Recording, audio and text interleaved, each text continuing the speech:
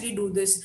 One simple thing that you must know of is interest rate. Anybody who's thinking of doing an MBA, or anybody whose parents have purchased a home, we have 69 participants, so I'm hoping that at least some of you how interest rate work. But for those who don't know, interest rates is basically anything that the bank charges you in exchange for money that you borrow. And why that is important, we have all heard about simple interest and compound interest in our class. So in our primary and secondary classes, it's important because money is not free. If I'm lending you rupees 10, I expect you to give me rupees 12 back, let's say, and that is basically the interest that I'm charging you. Why do I charge you that interest? Is because I have leverage over you. You are borrowing something that belongs to me, and the only reason I do is if I'm able to make money. You might ask, how is it that, I mean, this is a very basic concept, I'm just reiterating so that the core concept, it sits in your head well and you're able to understand how the entire thing works, how RBI is able to control interest rates in the market. So how is it that the lender would know that the borrower would be able to pay me rupees 12 in future if that borrower does not have rupees 10 now? So it is because the borrower, that person shows them some security. That security term could be a collateral, it could be your ancestral property, some gold you have, anything which is of value.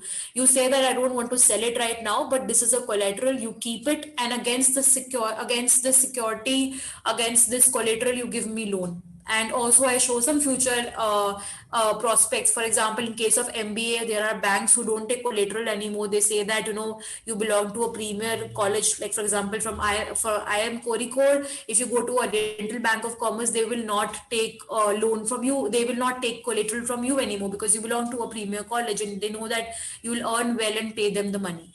So this is the basic concept, that people in the economy, not everybody has 12 rupees, not everybody has 10 rupees, right? People don't have. So when you make a project, when you are a corporate, you need to borrow to invest in projects. You do not have cash sitting in your hands. So scale this 10 rupees to 2,000 of crores, and that is how the economy functions. Today, I deposit my money in the bank as a depositor, as a common man. That money gets aggregated because a lot of common people like me, they come and they deposit their 1,000 rupees in the bank. 1,000 rupees multiplied with 1,000 of people, and that's how the money in the banks multiply. Banks lend this money out to corporates who would be paying them an interest rate against this money that they borrow. This interest rate, through this discussion, which might sound very primal to you, this interest rate is basically something that the RBI controls. If the RBI feels that, now we'll see how that happens, how RBI increases or decreases the interest rate, what is their intention behind that. But what RBI does is, it's very beautifully represented in this diagram. It loans to commercial banks being your SBI, Punjab National Bank, Kotak Mahindra Bank, and then these commercial banks, they loan this out to the customers. So we are the end users here. By we I mean you people like you and me. RBI is the central bank. Now the rate at which RBI loans the money out is called bank rate, and the rate at which RBI loans the money out to commercial bank, because commercial banks do not have their own money, right? Or the money is always the central money supply is in the hands of RBI. So when commercial banks, they borrow from RBI at a short term, for basically short term here would be one business cycle. By business cycle, I mean maybe one financial year. Different corporates have different definitions, but practically it's one financial year. Then it's called repo rate. And if it's a long term loan, maybe 10 years or 12-year loan, then it's called bank rate. Think about it. If commercial bank is borrowing the money for long term, they should be paying more interest, because it's basically the money of central bank is insecure for a longer term, right? So the interest rate should be higher, and that is the case. Repo rate is lower than the bank rate. Somebody asked why different banks have different repo rates. sorry, why different banks have different interest rates. So that is because banks, they want to attract customers. If everybody is offering interest rate at the same interest rate, I might as well go to SBI. I will not go to maybe a bank of lower stature.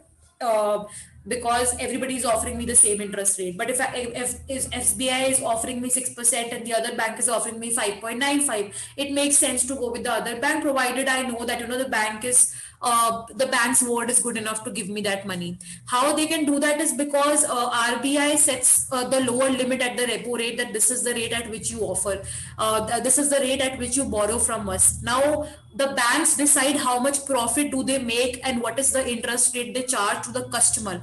So basically the interest rate that RBI sets, that is the repo rate of the short-term interest rate, is only meant for the banks. How the banks pass on this interest rate to customers, what is the interest rate that they charge, is in their hands. So based on their profit margins and exactly how they want to operate, what is the kind of revenue they want to make, they change their interest rates. You would never find that one bank is charging you 1% and the other bank is charging you 8%. That doesn't happen, because that means that the bank which is charging you 1% is very rich, does not really care about its profit. So it's an anomaly if that happens. It's not really supposed to happen. It's not something that we see in everyday life. Somebody is mentioning about variable repo rate. I advise you to read these on your own, because we have designed this in a way that we give you the maximum information that helps you in your GDPI process. There are a lot of other things. There are reserve ratios, there are liquidity reserve ratios, there are SLR, that these are words that you might come across. But I think that reading too much in a short amount of time might confuse you. So I advise you to first go through this PPT, go through the material that I'm telling you. I think that I'll share what is not given in the PPT and what I think is important with you. If you want to study more, you can always go and read about it in your own time. But I suggest that you first understand what's given in the PPT. That's of more importance. Now, so we basically know that RBI is the control of money supply, and it has quantitative and qualitative measures. So it has bank rate, which we have already studied. What is bank rate? What is repo rate? It has open market operations. Open market operations is a very important part of the way RBI functions, and it has legal reserve ratios. Then there are qualitative measures. So qualitative measures are margin requirements, moral suasion, selective credit control. The difference between quantitative and qualitative measures is that, as the name suggests, in quantitative measures, these are ratios, numbers, percentages that the bank sets. It's on the basis of this that these commercial banks would be able to function in the market. The other measures like margin requirement and moral suasion, these are only, you could say, these are indirect ways. These are qualitative ways. They're not really numbers, but these are like maybe suggestions or maybe some requirements that the RBI sets. You can think of it that way. We'll read more about it as we progress. We'll learn more about it. So what are quantitative instruments? Give me a minute. I'll just go through the chat if there is anything that I could share. Yeah, so I will tell you what will happen if the banks increase or decrease repo rates. That's exactly what this slide is about. And I think this is the most important slide in this session, because it talks about how RBI is able to influence the money supply in the first place. So we did say that RBI is able to control the money supply. How exactly does it do that? So RBI, if it sees like say inflation is the current situation in the market, prices are rising. What does it mean? Prices have risen. So my 10 rupees could have bought a 10 rupees packet of Parle G before, but now it costs 12 rupees. So that means that the value of 10 rupees has decreased now. So this is a very important concept, right? This is something you must know, that if inflation is if inflation is there, if prices are rising, the value of money is decreasing. 10 rupees today will be valued less than 10 rupees in the past, because 10 rupees in the past would have allowed me to buy more than what I can buy today because of the rise of prices. This is the basic concept, right? If you learn this, you are set for macroeconomics. That's my opinion. Inflation is that important. Deflation is the exact opposite of it. Deflation means that prices are falling, so your money might have more value than it had before. So 10 rupees today can allow me to buy maybe 1.5 packages of Parle G. That was not the case before. So these are the two conditions, inflation and deflation. Now, what does the RBI actually do in these two conditions? So RBI would basically increase if there is inflation in the market, our prices are basically rising. That means that value of money is falling. If you think about it, value of money will fall if too many people will have that quantity in their hands. If too many people have 10 rupees to spend in their hands and too many people want to buy Parle G, 10 people want to buy Parle G, they have 10 rupees to buy Parle G. Parle G maker would think that, okay, let me increase the price to 12 and see, and I might be able to sell at 12 only because the demand is so high, because these many people can afford it. So when that happens, the value of 10 rupees has now decreased because these people would be sort of driven out of competition. So not to confuse with the micro concept, but basically the value of money has gone down. So bank would want to decrease the money supply in the market.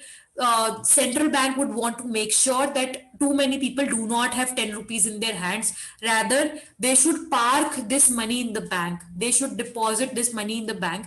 What that will do is that it will decrease the liquidity in the market. Liquidity means the cash or the liquid money, the fast money you have in your hands. Cash is something you can immediately spend, right? It's liquid, it flows. So to decrease the liquidity, banks, they increase the RBI increases the interest rate.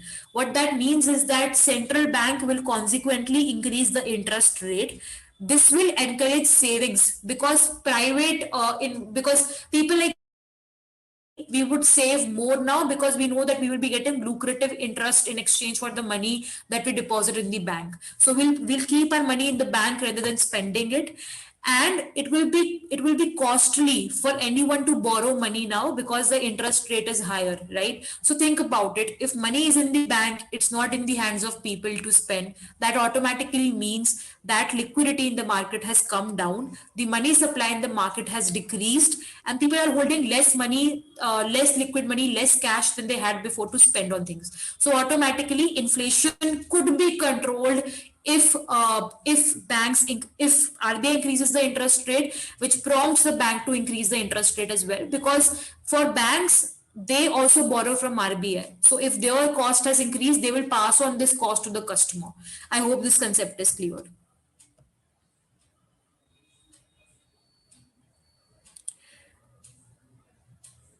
Cool. I think this concept is clear. No one will take loan is a far-fetched statement. I would not say that nobody would take loan, but the number of people who would take loan would definitely decrease. And people are asking about Keynesian economics. I advise you to not. If you are new to economics, it's good that you know the name of somebody who developed a very important concept. So basically, what he talked about was that at time of recession, people should spend more.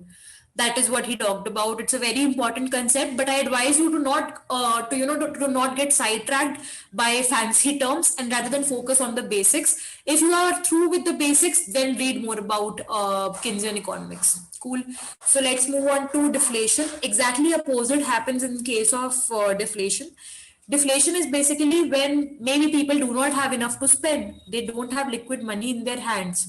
In that case, RBI will decrease the rate of interest, right? It will prompt commercial banks to actually give out loans at lower rate of interest to people. It's important because now people would be saving less. It's not lucrative for them to actually park their money in the banking system. It's okay for them now to take money out, keep the money in their hands, because anyway they will not be getting good interest rates, and they would also borrow more. Corporates would also borrow more, and they will invest in projects more. As a result of this, this is a very good measure to tackle the price decreases which might have happened because it increases the liquidity. These are very important concepts. If you know them, you would be able to understand any complex concept which you might come across, be it the cash reserve ratio, be it this SLR, be it the other liquidity adjustment features that you read about. So those are just different ways of saying the same thing, that how RBI controls the liquidity in the market. Cool. So currently the bank rate is 4.65% and the repo rate is 4%. If you remember, I did say that bank rate, which is the rate at which banks borrow for a longer period of time, is higher than the repo rate. Repo rate is basically when banks, they borrow for a short period of time from the RBI. So naturally bank rate should be higher than the repo rate, and this is the case as you can see here as well. And this is some trivia, like, so somebody mentioned how the scale that RBI set is basically 2 to 6%. So the objective of RBI is to basically keep the inflation between 2% to 6%. 4% is basically the ideal thing, but plus minus 2%, they want to keep inflation rate, the percentage of inflation rise at that particular, in this scale. So it was for this reason that RBI had actually announced that they would be decreasing the interest rates from 4.4% to 4%. So so liquidity adjustment facility is nothing but these are basically the official name for repo rate, reverse repo rate, and because of COVID-19 outbreak, as you know, the investment sector took a big hit. What happened was that India witnessed a major collapse in the demand, and it was basically both a demand and supply side shock. Supply side shock because supply chain was broken. We were not getting the required inputs from other countries. We were not getting inputs from within our own country. So it was a supply side shock. It was also a demand side shock because people were unemployed, right? They were losing their jobs. They did not actually have money to buy products in market. Corporates they were very, I could say, it was a very dismal outview that they had of the future. They thought that, the demand is very poor right now. The GDP is falling down. And if you remember, GDP had fallen down to minus 24% back in the first quarter of 2020. Imagine how bad the situation was. So if GDP is that bad, the only thing that the government could do with the help of so when the government does something, it's called fiscal policy measure. When the RBI does something, it's called the monetary policy measure.